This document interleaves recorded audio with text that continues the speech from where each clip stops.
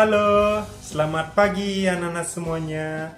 Jumpa lagi dengan Pak Edi di mata pelajaran Pendidikan Pancasila dan Keluarga Negaraan. Ya, gimana kabarnya hari ini anak-anak?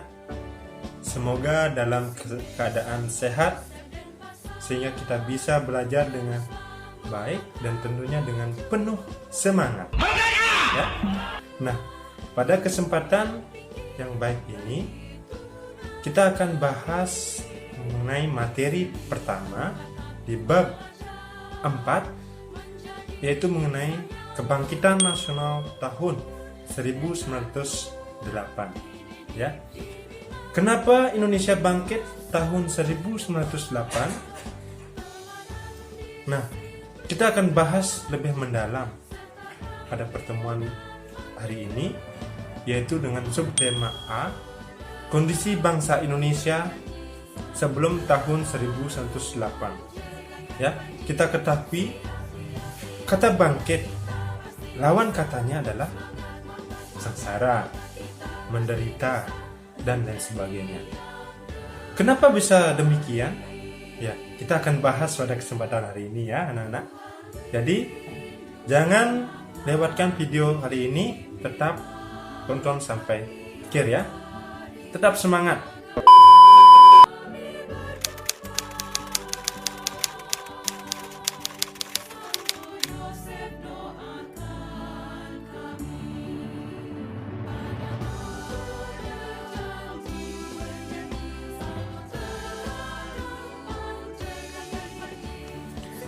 Nah, pada materi semangat kebangkitan nasional tahun 1908, secara umum ada 3 subtema. Pertama, kondisi bangsa Indonesia sebelum tahun 1908 yang kita akan bahas pada kesempatan hari ini. Yang kedua, ada perintis kebangkitan nasional dalam perjuangan kemerdekaan Republik Indonesia. Dan yang terakhir yaitu mewujudkan persatuan dan kebanggaan sebagai bangsa, wujud dari nilai kebangkitan nasional. Itu ada 3 subtema yang akan kita bahas nanti. Namun pada kesempatan kali ini kita akan bahas mengenai subtema A, yaitu kondisi bangsa Indonesia sebelum tahun 1908. Bangsa Indonesia tidak mungkin menjadi bangsa yang bebas, merdeka, seperti yang kita rasakan saat ini, apabila tidak ada usaha untuk bangkit dan melepaskan diri dari penjajahan. Ini adalah karunia Tuhan yang harus kita syukuri. Kesadaran bangsa Indonesia untuk bangkit tumbuh seiring lahirnya generasi muda terdidik dan peduli terhadap kemerdekaan Indonesia. Budi Utomo sebagai organisasi nasional pertama tahun 1908 yang meletakkan semangat kebangkitan nasional bagi perjuangan bangsa Indonesia dalam meraih kemerdekaan. Ya. Jadi, bagaimana kondisi bangsa Indonesia sebelum tahun 1908? Kondisi bangsa Indonesia sebelum tahun 1908 diawali dengan adanya ekspedisi negara-negara Eropa pada abad ke-15. Ekspedisi ini dilakukan untuk mencari sumber-sumber ekonomi baru ke seluruh Indonesia, termasuk Indonesia. Hal ini dipicu oleh rusaknya ekonomi Eropa akibat peperangan. Ya, peperangan yang dimaksud adalah jatuhnya Konstantinopel ke tangan Turki Utsmani tahun 1453. Jadi ekonomi pada saat itu rusak di Eropa, sehingga dia harus mencari perekonomian baru. Ya. Selain itu didukung juga dengan berkembangnya teknologi pelayaran. Ekspedisi atau penjelajahan wilayah yang dilakukan oleh bangsa Eropa, ada Portugis, Spanyol, dan Belanda, itu menumbuhkan sumber ekonomi baru. Ekonomi baru maksudnya rempah-rempah, ya, dan lahan baru untuk melakukan perdagangan. Ternyata kemudian bangsa Eropa tidak hanya melakukan perdagangan, melainkan langsung menguasai dan menjajah negara-negara yang mereka anggap baru diketemukan, ya. Awalnya mereka melakukan perdagangan karena melimpahnya rempah-rempah di daerah baru tersebut. Akhirnya mereka berinisiatif untuk menjajah negara baru yang diketemukannya oleh mereka.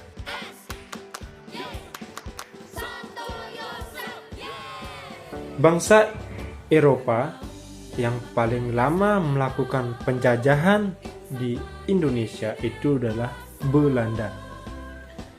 Penjajahan Belanda di Indonesia dimulai sejak didirikannya VOC atau Verenigde Oost-Indisch Compagnie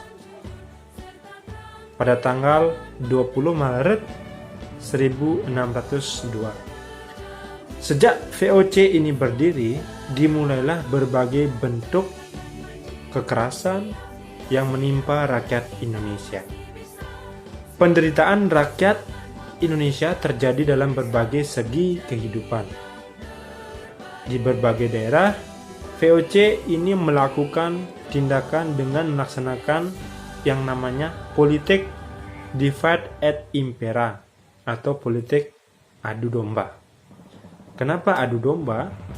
Istilahnya seperti ini.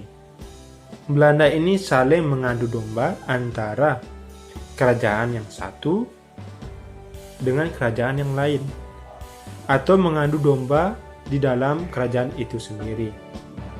Jadi sangat licik Belanda ini, ya.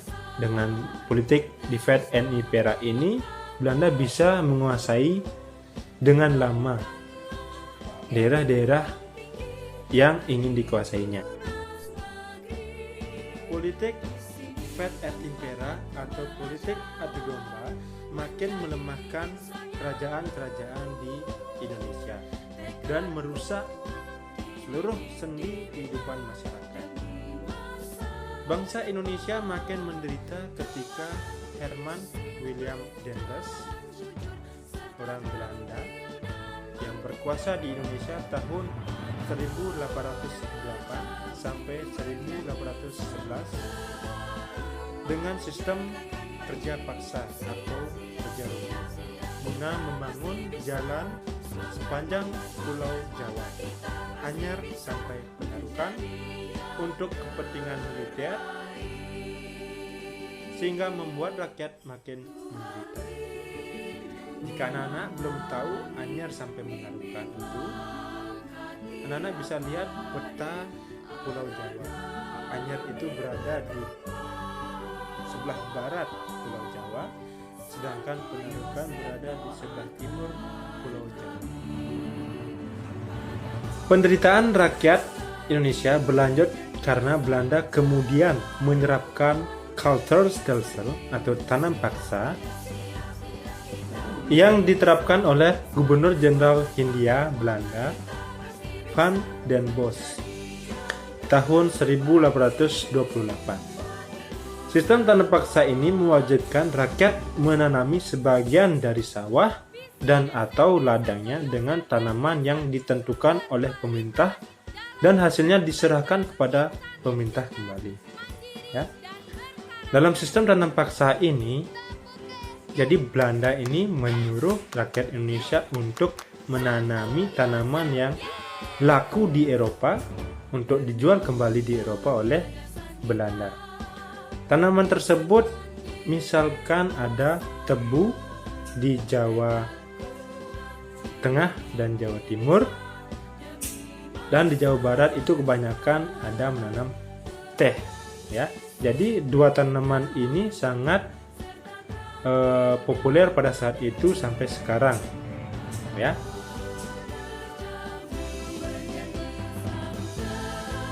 Tanam paksa atau cultural stelsel menyebabkan rakyat diperas bukan hanya tenaga, melainkan juga kekayaannya, sehingga mengakibatkan banyak sekali rakyat yang jatuh miskin. Nah, di pihak lain, di pihak Belanda, penjajah mendapatkan kekayaan bangsa Indonesia yang melimpah untuk membangun negara Belanda dan menjadi negara kaya di Eropa setelah mereka menjual hasil tanaman tersebut di Eropa, sehingga mengakibatkan Belanda ini kaya di Eropa. Jadi seperti itu. Belanda kaya, Indonesia miskin dan menderita. Itu yang menyebabkan Indonesia sengsara dan juga menderita pada saat sistem tanam paksa oleh Van den Bosch dan juga kerja rudi pada saat Herman William Daendels, ya. Nah, penjajah Belanda dapat menguasai bangsa Indonesia dalam waktu yang lama atau kurun waktu yang lama. Ini karena perlawanan bangsa Indonesia masih bersifat lokal atau kedaerahan, ya. Secara fisik dengan menggunakan senjata tradisional, dipimpin oleh tokoh-tokoh karismatik seperti ulama ataupun kaum bangsawan, ya.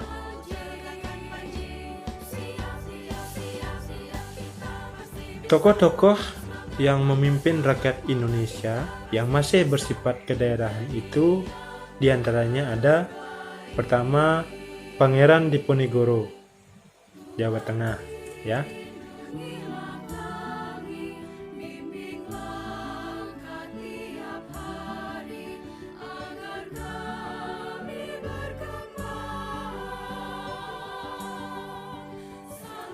Setelah itu ada Tuanku Imam Bonjol dari Sumatera Barat.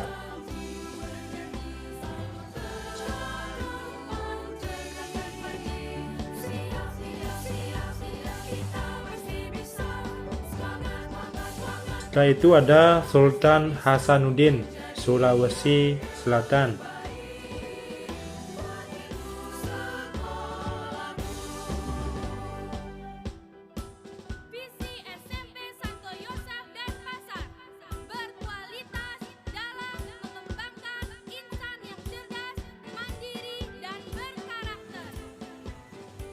Nah, setelah itu ada Sultan Ageng Tirtayasa, Teku Umar. Terus dari Bali ada I Gusti Ketut Jelante, ya. Nah, ini yang perempuan ada Cok Nyadien dari Aceh, ya, yang melakukan perlawanan pada Belanda. Walaupun masih gagal, ya, tapi kita harus hargai juga perjuangan mereka melawan Belanda. Jadi seperti itu. Penderitaan bangsa Indonesia ini di samping menumbuhkan perjuangan melawan penjajah yang dipimpin oleh para ulama atau kaum bangsawan, juga menyadarkan beberapa orang Belanda yang tinggal atau pernah tinggal di Indonesia. Di antaranya itu adalah Baron van Howell, ada Edward Dwersdekker, terkenal dengan nama samaran Multatuli, menulis buku Max Havelaar pada tahun 1860.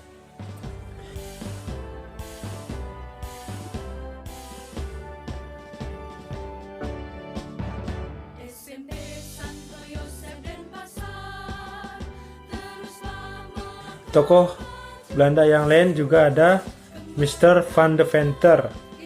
Ini mengusulkan agar pemerintah Belanda menerapkan politik balas budi atau etis politik. Nah, politik balas budi ini terdiri dari 3 program, yaitu edukasi, transmigrasi, dan juga irigasi, ya. Edukasi itu adalah pendidikan, memberikan pengajaran pada rakyat Indonesia. Transmigrasi itu perpindahan penduduk, ya, dan juga irigasi. Irigasi itu adalah sistem pengairan dalam pertanian atau perkebunan di Indonesia. Atas desakan berbagai pihak, akhirnya pemerintah Belanda menerapkan politik balas budi atau politik etis, ya. Namun dalam pelaksanaannya, politik balas budi ini bukan untuk kepentingan rakyat Indonesia, melainkan untuk kepentingan pemerintah Belanda. Ya, ujung-ujungnya untuk Belanda juga. Gitu. Contohnya, irigasi dibangun untuk kepentingan pengairan perkebunan milik Belanda. Ya, pembangunan sekolah atau pendidikan edukasi ini bertujuan untuk menyediakan tenaga terampil dan murah. Selanjutnya program transmigrasi, rakyat ditempatkan di daerah-daerah perkebunan milik Belanda. Di balik penyimpangan pelaksanaan politik etis atau politik balas budi ini, terdapat juga hal positif bagi bangsa Indonesia, terutamanya dalam bidang pendidikan, yang akhirnya melahirkan golongan terpelajar dan terdidik yang mulai memiliki pemahaman dan kesadaran akan kondisi bangsa Indonesia yang sebenarnya. Bangsa Indonesia saat itu sangatlah terbelakang, masih kurang pintar, dan kemiskinan merajalela. Ya. Dari sinilah kemudian lahir organisasi-organisasi pergerakan nasional. Mereka, anak-anak muda yang terdidik, memiliki semangat tinggi dan peduli pada bangsanya. Mereka memiliki visi bersama jauh ke depan, berupaya untuk meraih kemerdekaan bangsa Indonesia.